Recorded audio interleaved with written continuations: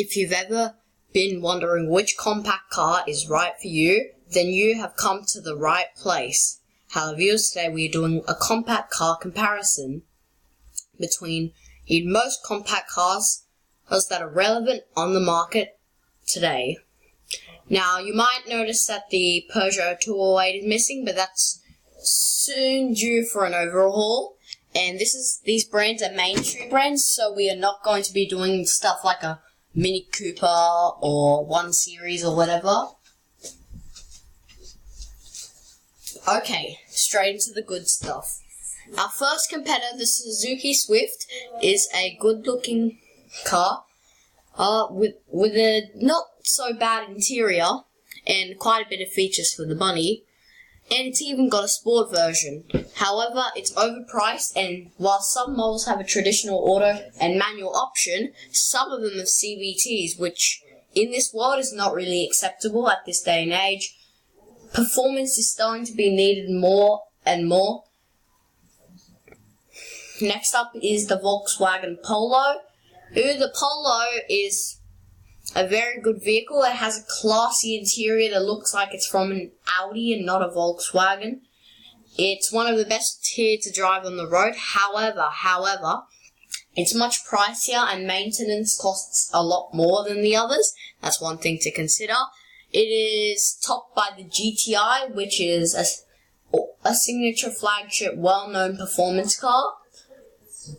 Next up is the Hyundai Accent. Now, this is pretty much a very aged vehicle. Hyundai say they won't be replacing it, and that's because it's ultimately a basic vehicle. However, you can get sweet runaway deals on this. You can get one out the door for like 16, 17 grand Australian these days.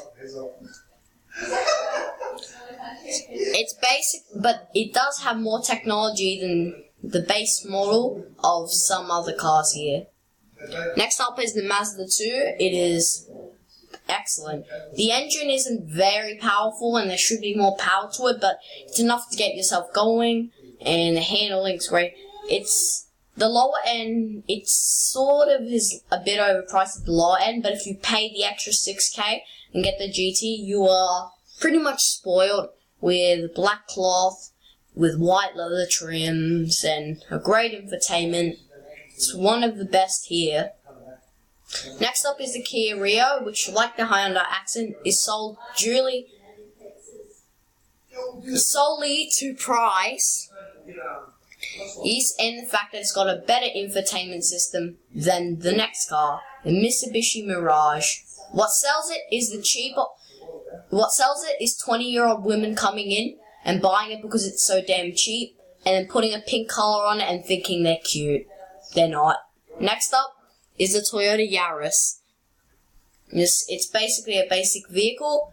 In this segment, the fuel economy is awful. It drinks like 2 liters more fuel than everything else per 100 kilometers. However, reliability, you can see a Yaris going past 300,000 Ks easy, like damn easy. Next up is the Skoda Fabia, which is basically a Polo, but less of it. It's basically a Polo without the range-topping performance. However, there is a wagon option, which must be the only small wagon apart from the Ford Focus in the country. After that is the Renault Clio, the first of the 2 French cars on this list. It brings French flair to the small car segment. However, cabin quality isn't the best, but the Searing RS200 is a blast. Next up is the MG MG3. MG was once a great, sought-after British sports car brand. Now it's just a dumpy Chinese brand. The MG3 is alright, but it can't be too good because the reliability, like British plus Chinese reliability, doesn't work out. Like, it's pretty much uncertain whether this thing is going to make it out the deal without breaking down. Okay. Maybe I'm exaggerating a little, but still, it's a bit scary how these things are on the road. Next up is the Honda Jazz, and it is basically sort of like the Japanese Accent / Rio, but with a crappy CVT, and performance is rather average, not very exciting. Interior is bland, like most cars on this list, but it's an alright deal. And the final car might be the quirkiest on the list, the Citroen C3.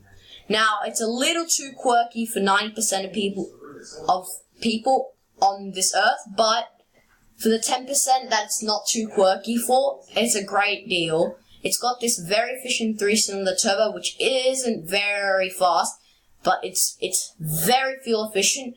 At times you can get as low as 5 liters, 100 kilometers. And no, I'm not joking, even in the city.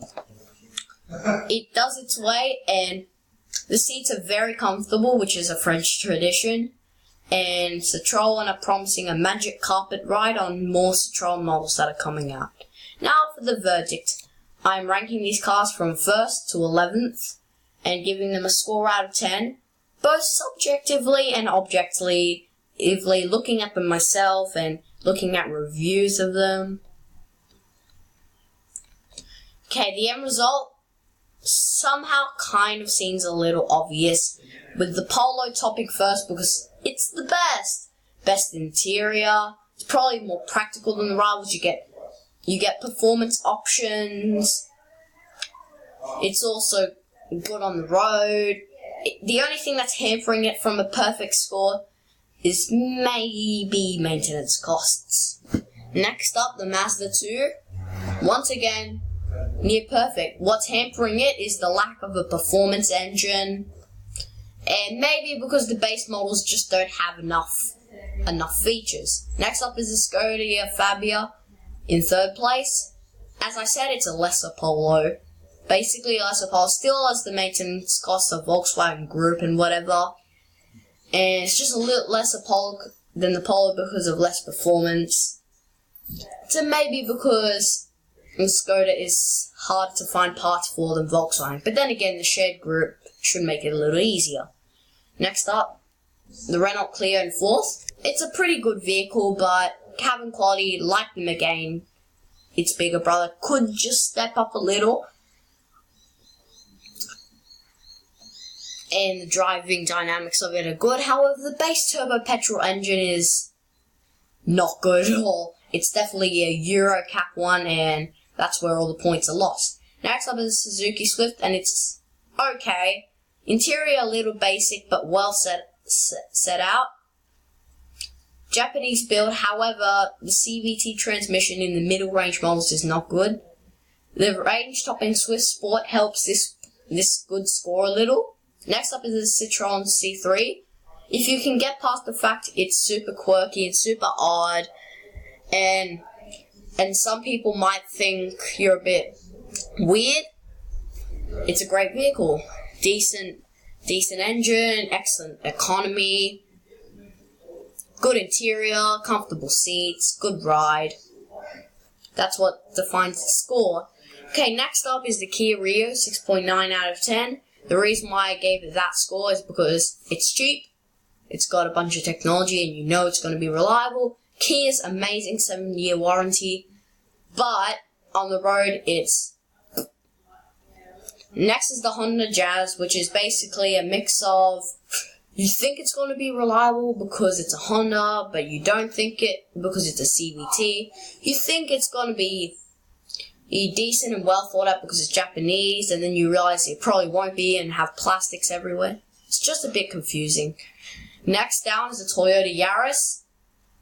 It's basically the fuel hog of this segment, even though it has probably one of the lowest power outputs in this segment.